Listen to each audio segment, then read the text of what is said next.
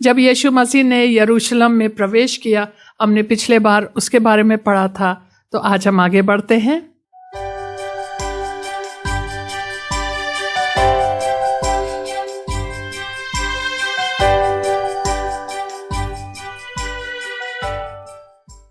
पद संख्या 20 से उठाते हैं। जो लोग उस पर्व में आराधना करने आए थे उनमें से कुछ यूनानी थे। उन्होंने गलील के बैतसैदा के रहने वाले फिलिप्पुस के पास आकर उससे विनती की, श्रीमान, हम यीशु से भेंट करना चाहते हैं। फसह का पर्व था और सारे रोमियो साम्राज्य से लोग आते थे, जिसके लिए संभव था कि वह यरूशलेम आए फसह के पर्व को मनाने के लिए। वो लोग आते थे और बहुत सारे ऐसे भी लोग थे जो यूनानी देश के थे, यूनानी लोग थे, लेकिन वह लोग पूरे रीति से यहूदी धर्म को अपनाए नहीं थे। उन्होंने अपना खतना जैसे नहीं करवाया था, लेकिन उन्होंने यहोवा के बारे में उनकी आराधना करते थे और इसलिए वह लोग भी पर्व में आते थे। उन लोगों ने सारी चीज़ें जो यहूदी धर्म के बारे में था वो लोग सीख चुके थे और यहोवा पे विश्वास करते थे। और उन्होंने गलील के बैतसैदा के रहने वाले फिलिप्पुस के पास आकर उनसे कहा, हमें यीशु से मिलना चाहते हैं। जब भी हम प्रचार करते हैं, जब भी हम चर्च में कोई भी मतलब भले प्रचार करे या कोई टीचिंग्स दे, अपना कोई शिक्षा दे, सारी चीज़ें यीशु के तरफ संकेत करना चाहिए। हमें यीशु के तरफ सब चीज़ को केंद्रित करना चाहिए और तभी लोग यीशु से मिलेंगे।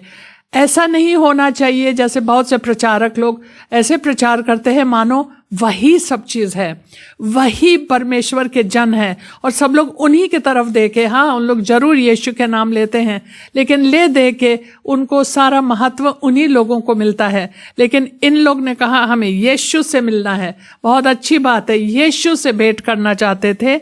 और फिलिप्पुस ने आकर अंद्रियास से कहा, तब अंद्रियास और फिलिप्पुस ने जाकर यीशु से कहा। तो उन लोगों ने फिलिप्पुस ने अंद्रियास से, और दोनों लोग फिलिप्पुस अंद्रियास ने जाके ये बात यीशु को बताई कि यूनानी लोग आपसे भेंट करना चाहते हैं। अद्भुत बात यह है कि जब बिल्कुल हम उस मोड़ पे आ चुके हैं जहां इज़राइली लोग यीशु को इनकार करने पे हैं, बल्कि उन लोग के जो धर्मी लोग थे, फरीसी लोग थे, उन लोग ने उनको अभी से ही इनकार कर लिया है, उनके ऊपर न्याय कर लिया है और अभी से ही बोल रहे हैं कि देखो संसार उसके पीछे हो चला है और हमसे कुछ बन नहीं रहा है, तो जरूरी है कि हम इनको मार डालें। हम एक आदमी को मार डालेंगे तो पूरा राष्ट्र बच जाएगा, कायफुस ने कहा, जो कि वहाँ का महायाजक था उस साल, उस वर्ष। ये लोग यीशु को इनकार कर चुके थे, उनके शिक्षाओं को सुनते नहीं थे, यहाँ तक कि उनके बड़े बड़े चमत्कार जैसे लाजर का पुनरुत्थान, ऐसे बड़े बड़े अचंभा वाले आश्चर्य कर्म को भी उन लोगों ने इनकार कर दिया और उसके बावजूद यीशु पर विश्वास नहीं किया कि क्या यह मसीहा हो सकता है। लेकिन इसी मोड़ पे जहां हम खड़े हैं कि इज़राइली लोग और वो सारे लोग जो अभी होसाना होसाना बोल रहे थे, अभी यही थोड़े घंटे पहले, वही लोग 4 दिन बाद यीशु की मृत्यु के लिए चिल्ला रहे होंगे। बिल्कुल उसी मोड़ पे एक दरवाजा ऐसे लगता है कि खुल रहा है अन्य जातियों के लिए, कि यीशु मसीह जब उनका जन्म हुआ तो 3 मंजूषी आए और ये 3 मंजूषी यहूदी नहीं थे। ये 3 मंजूषी कहाँ से आए थे? पूरब से आए थे, यीशु को प्रणाम करने, उनको दंडवत करने और उनको भेंट चढ़ाने। और यीशु के मरने से 4 दिन पहले एक बार फिर से यूनानी लोग यीशु को ढूंढ रहे हैं। हम सुनते हैं कि यीशु ने यूनानी लोगों से क्या कहा। पद संख्या 23, इस पर यीशु ने उनसे कहा, वह समय आ गया है कि मनुष्य के पुत्र की महिमा हो। यह बता रहे हैं कि समय जिसके लिए मैं रुका हुआ था, उस समय जिससे पहले कोई हमको मार नहीं सकता था, वह समय जिसके बारे में मैं निरंतर बातचीत करता हूं कि मेरा समय अभी नहीं आया, मेरा समय अभी नहीं आया, वह समय आ गया है जब मानव पुत्र की महिमा होगी। पद संख्या 24, मैं तुमसे सच सच कहता हूं। वह अपने मौत के बारे में चर्चा कर रहा है। मैं तुमसे सच सच कहता हूं कि जब तक गेहूं का दाना भूमि में पड़कर मर नहीं जाता, वह अकेला रहता है, परंतु जब मर जाता है तो बहुत फल लाता है। एक बार फिर से वह अपने मौत, अपने दफनाए जाने के बारे में और उनके पुनरुत्थान के बारे में वह जिक्र कर रहा है, और वह कह रहा है कि वह समय अब आ गया है जब मानव पुत्र की महिमा होगी। फरीसी लोग, यह हम मत्ती 26 में पढ़ सकते हैं, वह चाहते थे कि यीशु को मार डाले, लेकिन उन लोगों ने कहा था, 26 के 3 पद में लिखा है, तब प्रधान याजक और प्रजा के पुरनिये काइफा नामक महायाजक के आंगन में इकट्ठा हुए और आपस में विचार करने लगे कि यीशु को छल से पकड़कर मार डाले, परंतु वे कहते थे, पर्व के समय नहीं, कहीं ऐसा ना हो कि लोगों में बलवा मच जाए। तो उन लोग मारना चाहते थे, लेकिन उन लोग ने साफ साफ 26 अध्याय में बोलते, साफ साफ तरीके से बोले हैं, लेकिन पर्व के समय नहीं। लेकिन यीशु फसह का मेमना है, हमारा फसह का मेमना है, परमेश्वर का मेमना जो हर एक मनुष्य के पाप को हर ले जाता है। उनको फसह पे मरना था। वह अंतिम फसह का मेमना था। वह आखिरी बलिदान है जो चढ़ाया जाएगा। इसके बाद बलिदान की कोई आवश्यकता नहीं होगी। तो वो लाख उन लोग ने सोचा कि हम लोग मारेंगे, लेकिन पर्व पे नहीं तो बलवा हो जाएगा लोगों में। लेकिन उनको फसह पे ही मारना था, क्योंकि जो लिखा है कि वह फसह का मेमना है, तो वह फसह का मेमना है। और जो यीशु के लिए जो योजना बनाई गई थी, जो परमेश्वर ने चाहा था, उसके लिए वही होना था, और उन्होंने फसह पे ही उनको मारा। आगे बढ़ते हैं। यीशु ने अपने मरने के, अपने दफनाए जाने के और अपने पुनरुत्थान के बारे में ये दृष्टांत देता है। कहता है कि जब तक गेहूं का दाना भूमि में पड़कर मरता नहीं, वह अकेला रहता है। कि जब तक आप एक दाने को मेज पे छोड़ दो तो वह एक दाना ही रहेगा। जब वह दाना जमीन में गिर जाता है, भूमि में गिर जाता है, फिर क्या होता है कि सबसे पहले जब वो फटता है, तब उनके अंदर से एक नया अंकुर निकल आता है। फिर अंकुर में बाल और बाल में दाना। वह कहता है, जब तक एक दाना जमीन में गिरेगा नहीं, वो मरेगा नहीं, तब तक वह अकेला ही रहेगा। परंतु जब मर जाता है तो वह बहुत फल लाता है। जब आप एक बीज को भूमि में डालते हो तो उसमें से एक बीज नहीं आता है, बहुत बीज आता है। और जब हम वो सारे बीज जो एक पौधे में से निकलता है उसको जमीन में छींटे, तो फिर और भी फसल आएगा, और इस प्रकार से फसल बढ़ता जाएगा, बढ़ता जाएगा, बढ़ता जाएगा। और यह दृष्टांत यह बताता है कि मेरे मरने के वजह से मेरे ही जैसे, मेरे ही स्वरूप कितने अनेक अनेक भाई मेरे उत्पन्न होंगे, मेरे ही जैसे। हालेलुया। और फिर वह आगे बढ़ेंगे और वह गिरेंगे और निकल आएंगे और निकल आएंगे। लेकिन आपको मरना जरूरी है। बेसिकली यूनानी लोगों से कह रहा था कि तुम हमसे भेंट करना चाहते थे, अच्छी बात है, अच्छी बात है कि आप भेंट करना चाहते हैं, लेकिन मैं क्रूस के तरफ जा रहा हूं, मैं मरने के लिए आगे बढ़ रहा हूं, और अगर तुम भी मरना चाहते हो मेरे पीछे हो ले। वो लिखा है कि परंतु जब मर जाता है वो बहुत फल लाता है। जो अपने, पद संख्या 25, जो अपने प्राण को प्रिय जानता है वह उसे खो देता है, और जो इस जगत में अपने प्राण को अप्रिय जानता है वह अनंत जीवन के लिए उसकी रक्षा करेगा। यह कह रहा है वह यूनानी लोगों को कि मैं तो क्रूस के तरफ जा रहा हूं, अगर तुम्हें भी मरना है मेरे पीछे हो ले। क्योंकि अगर तुम अपने प्राण को सुरक्षित रखना चाहते हो तो खो देगा, लेकिन अगर तू अपने प्राण को इतना प्रिय नहीं समझता है इस संसार में, तब तुम जियोगे। तो अनंत जीवन के लिए उसकी रक्षा करेगा अपने प्राण की। यदि कोई मेरी सेवा करे तो मेरे पीछे हो ले। अगर यदि कोई मेरी सेवा करे, मेरे पीछे हो ले, मतलब तुम्हें भी मरना होगा। जहां मैं हूं वहां मेरा सेवक भी होगा। यदि कोई मेरी सेवा करे, पिता उसका आदर करेगा। बहुत जरूरी है कि अगर हम अनंत काल तक अपने प्राण की रक्षा करना चाहते हैं, अगर हम चाहते हैं कि हमें पुनरुत्थान का जीवन मिले, हमें पहले मरना होगा। अपने स्वार्थी जीवन को खो देना होगा। हमें अपने लिए नहीं जीना है। इसके बाद पद संख्या 27, अब मेरा जी व्याकुल है, इसलिए अब मैं क्या कहूं? हे पिता, मुझे इस घड़ी से बचा। नहीं, क्योंकि मैं इसी कारण इस घड़ी को पहुंचा हूं। हे पिता, अपने नाम की महिमा कर।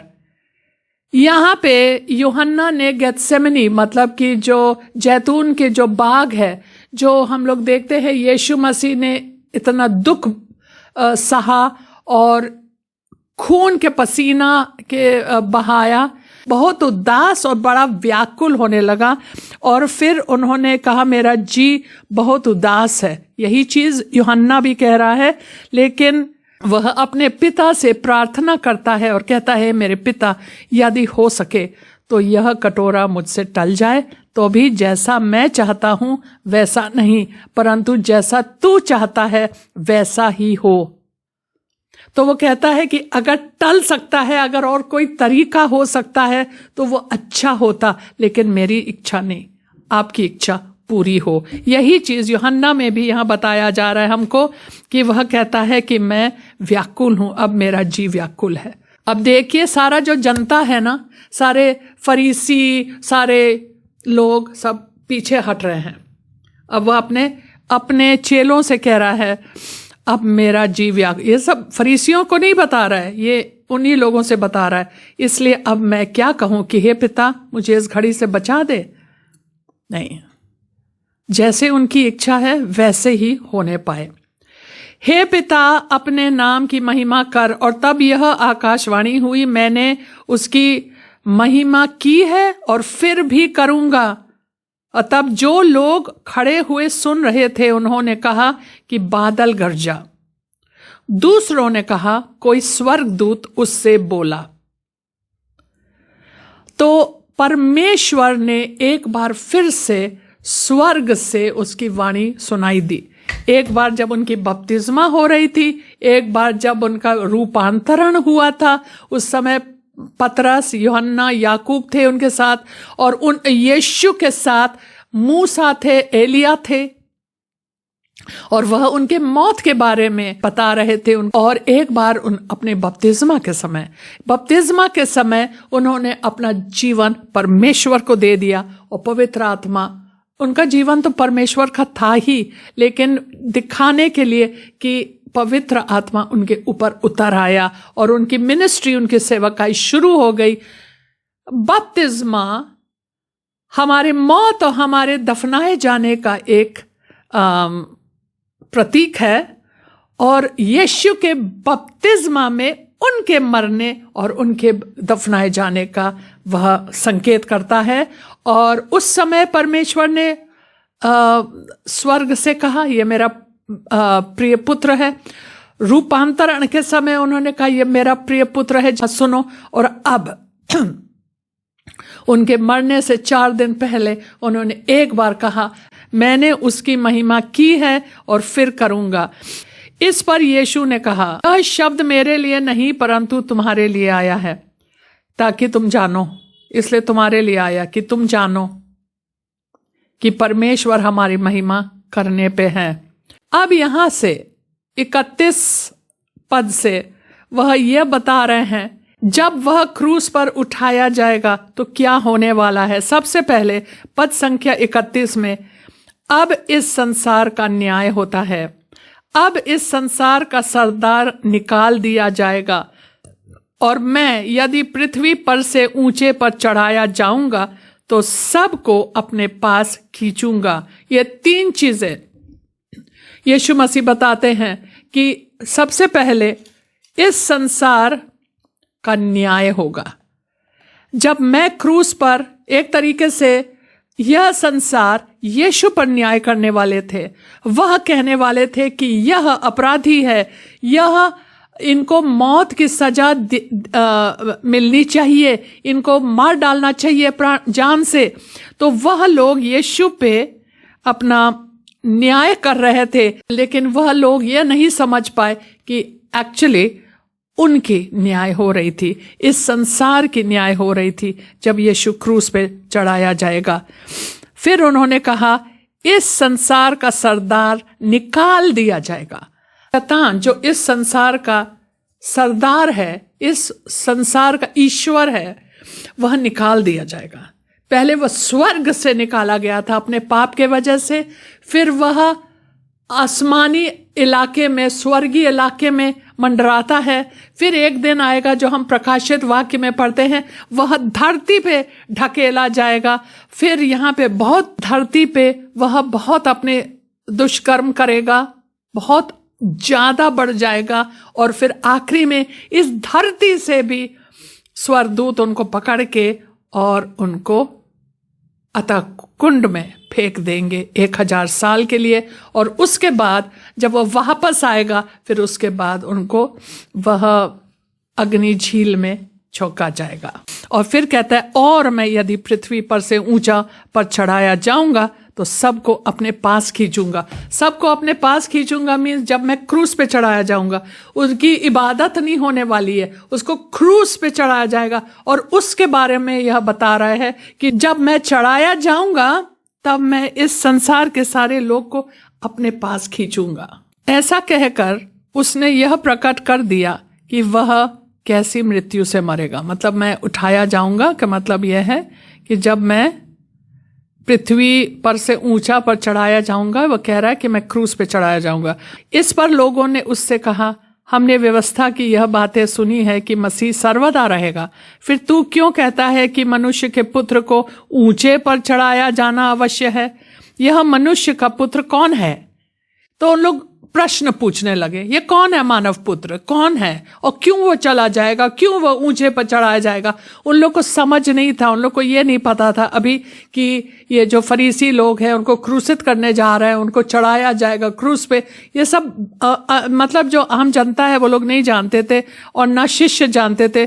तो वो लोग ये सारे प्रश्न पूछ रहे हैं, लेकिन यीशु ने जवाब दिया और उनसे कहा ज्योति अब थोड़ी देर तक तुम्हारे बीच में है, और जब तक ज्योति तुम्हारे साथ है तब तक चले चलो। ऐसा ना हो कि अंधकार तुम्हें आ घेरे। जो अंधकार में चलता है वह नहीं जानता है कि किधर जाता है। जब तक ज्योति तुम्हारे साथ है, ज्योति पर विश्वास करो ताकि तुम ज्योति की संतान बनो। तो यीशु बेसिकली एक बार फिर से यह कह रहे हैं कि मैं जगत की ज्योति हूं। जब तक तुम्हारे साथ जगत की ज्योति है, विश्वास करने का समय है, इसके बाद दरवाजा बंद होने वाला है। देखिए जब वर्षा हुई है 40 दिन और 40 रात, और नूह ने पूरा वो जहाज बनाया, सारे जानवरों को अपने साथ ले लिया, एक वक्त आया दरवाजा को बंद करना पड़ा। तो कहता है जब तक समय है तब तक समय है। एक समय होता है, सब लोग बता रहे हैं आपको, बता रहे, लेकिन तुम विश्वास नहीं करना चाहते हो। मैं हूं तुम्हारे साथ, तब भी तुम विश्वास नहीं करना चाहते हो। एक दिन आएगा दरवाजा बंद हो जाएगा। जब तक मैं हूं तब तक ज्योति में चलो। ये कहते हैं कि ऐसा ना हो कि अंधकार तुम्हें आग घेरे, क्योंकि अगर तुम ज्योति में नहीं चलोगे, एक वक्त आएगा अंधकार तुम्हें आ घेरेगा। जैसे नूह के समय एक वक्त आया, वर्षा इतनी हुई कि पानी ने उन लोग को घेर दिया और वो लोग डूबने लगे। तुम नहीं जान पाते हो कि तुम कहाँ जा रहे हो, क्योंकि तुम अंधकार में चल रहे हो, तुम संसार में हो, लेकिन ज्योति तुम्हारे साथ है। जगत की ज्योति तुम्हारे साथ है। जो विश्वास करेगा, कहता है, मेरे ऊपर विश्वास करेगा और ज्योति में चलेगा, वो अंधकार भी उनके साथ नहीं रह सकता है, वह अंधकार में नहीं चल सकता है। जब तक ज्योति तुम्हारे साथ है, ज्योति पर विश्वास करो ताकि तुम ज्योति की संतान बनो। ये बातें कहकर यीशु चला गया और उनसे छिपा रहा। तो उन्होंने ये बातें कह करके वो चले गए और वो छिप गए, अपने को छिपा दिया। उसने उनके सामने इतने चिन्ह दिखाए तो भी उन्होंने उस पर विश्वास न किया, ताकि यशायाह भविष्यवक्ता का वचन पूरा हो जो उसने कहा, हे प्रभु, हमारे समाचार का किसने विश्वास किया? प्रभु का भुजबल किस पर प्रकट हुआ है? प्रभु का भुजबल उसी पर प्रकट होगा जो परमेश्वर के वचनों पे विश्वास करता है। इस कारण वे विश्वास ना कर सके, क्योंकि यशायाह ने यह भी कहा, एक भविष्यवाणी है उनके बारे में, यशायाह ने यह कहा कि वह विश्वास नहीं कर पाएंगे। तो आप कहेंगे फिर उनका कसूर क्या है? वो नहीं कर पाएंगे तो फिर उन लोग की बुद्धि बंद हो गई थी, तो फिर क्या किया जाएगा उनके लिए? वचन यह है, उसने उनकी आंखें अंधी और उनका मन कठोर कर दिया। कहीं ऐसा न हो कि वे आंखों से देखे और मन से समझे और फिरे और मैं उन्हें चंगा करूं। यशायाह ने ये बातें इसलिए कही, यह यशायाह 6 अध्याय पद संख्या 10 में है, 6 के 10 है। यशायाह ने ये बातें इसलिए कही कि उसने उसकी महिमा देखी और उसने उसके विषय में बातें की। तो भी अधिकारियों में से बहुतों ने उस पर विश्वास किया। तो बहुत से फरीसी ऐसे थे, बहुत से शासक लोग ऐसे थे जो यीशु पे चुपचाप विश्वास करते थे, जैसे निकोदेमुस, जैसे यूसुफ अरमथिया, वो लोग विश्वास करते थे। लेकिन फरीसियों के कारण वो अपने को खुले में नहीं ला सकते थे, सामने नहीं ला सकते थे, परंतु फरीसियों के कारण प्रकट में नहीं मानते थे। कहीं ऐसा न हो कि वे आराधनालय में से निकाले जाएं, क्योंकि मनुष्यों की ओर से प्रशंसा उनको परमेश्वर की ओर से प्रशंसा की अपेक्षा अधिक प्रिय लगती थी।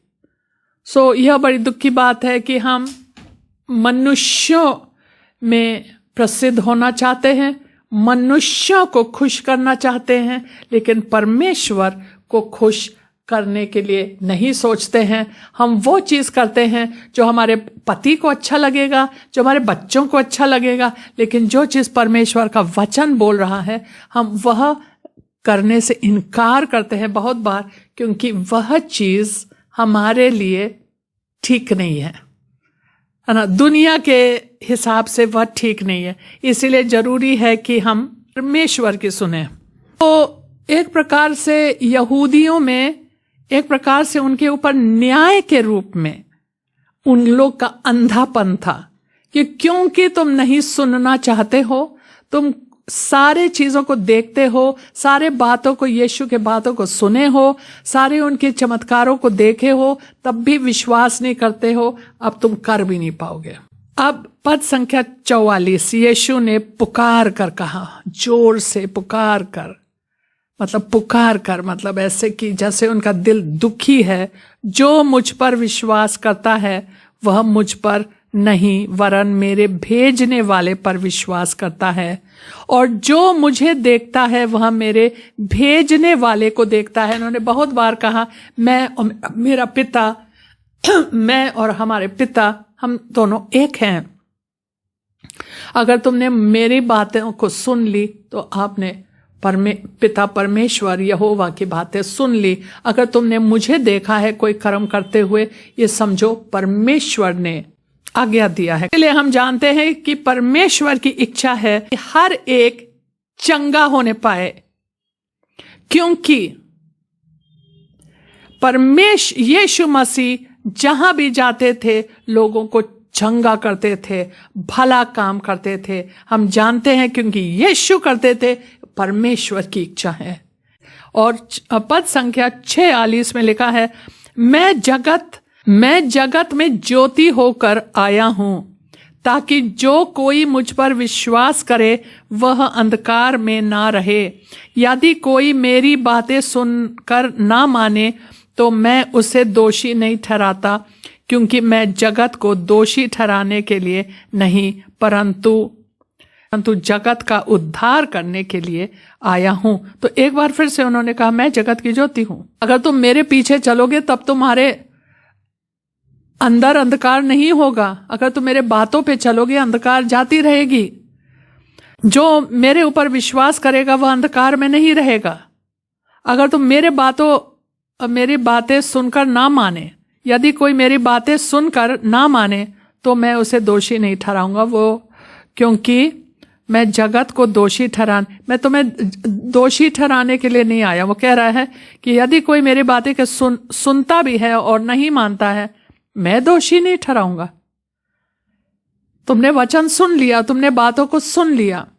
आज भी अगर आप सुन रहे हैं, आप सत्य को सुन रहे हैं, कोई दोषी नहीं ठहरा रहा है, लेकिन क्योंकि आप सुन रहे हैं, एक दिन यही शब्द आपको दोषी ठहराएगा। जो मुझे तुच्छ जानता है और मेरी बातें ग्रहण नहीं करता है, उसको दोषी ठहराने वाला तो एक है, अर्थात जो वचन मैंने कहा है वही पिछले दिन में उसे दोषी ठहराएगा। वही चीज है ना। आपने मेरे बात को तुच्छ माना, आपने मेरे बात को मतलब कोई भी उसको महत्व नहीं दिया, आपने सुना नहीं, आप उस पे चले नहीं, तो वही शब्द जो आपने सुना एक दिन वही आपको दोषी ठहराएगा, क्योंकि आपने सुना है। क्योंकि मैंने अपनी ओर से बातें नहीं की। ये अगर आप याद रखिए, ये यीशु के आखिरी शब्द हैं यहूदी राष्ट्र के लिए। यीशु के आखिरी शब्द, इसके बाद वो यहूदियों से बातचीत कभी नहीं करेंगे। वो बोल रहे हैं क्योंकि ये आखिरी चेतावनी है, मैंने अपनी ओर से बातें नहीं की, परंतु पिता जिसने मुझे भेजा है उसी ने मुझे आज्ञा दी कि क्या क्या कहूं और क्या क्या बोलूं, और मैं जानता हूं कि उसकी आज्ञा अनंत जीवन है। इसलिए मैं जो कुछ बोलता हूं वह जैसे पिता ने मुझसे कहा है वैसा ही बोलता हूं। तो उन्होंने एक आखिरी चेतावनी दे करके उनको बताया, मेरी बातें मेरे पिता की हैं, जिनको तुम मानते हो और बोलते हो यहोवा, वह यहोवा की बातें हैं। लेकिन मैं आपको बता रहा हूं कि अगर तुमने मुझे तुच्छ जाना, तो तुमने मेरी बातों को ग्रहण नहीं की, तो यही वचन तुम्हें दोषी ठहराएगा। यही वचन और यही चेतावनी के साथ वह अपने जो पब्लिक मिनिस्ट्री है, जो लोगों के बीच में उनकी मिनिस्ट्री थी, सेवकाई थी, वह उसको यूहन्ना के अनुसार वह इन्हीं शब्दों से समाप्त करते हैं। वही दिन जब वह यरूशलेम में प्रवेश करते हैं गधे के बच्चे पे बैठकर, और सब लोगों ने होशाना होशाना बोला, उसी दिन उन्होंने ये सारी बातें, आखिरी वक्त ये आखिरी बातें हैं, और इसके बाद से वो हट गए, वहां से छिप गए। सो आइए प्रार्थना करते हैं। हालेलुया। पिता परमेश्वर, इस सुंदर वचन के लिए हम धन्यवाद देते हैं, और कि हम अपने पूरे दिल और जी और जान से यीशु मसीह के वचनों पर विश्वास कर सकते हैं।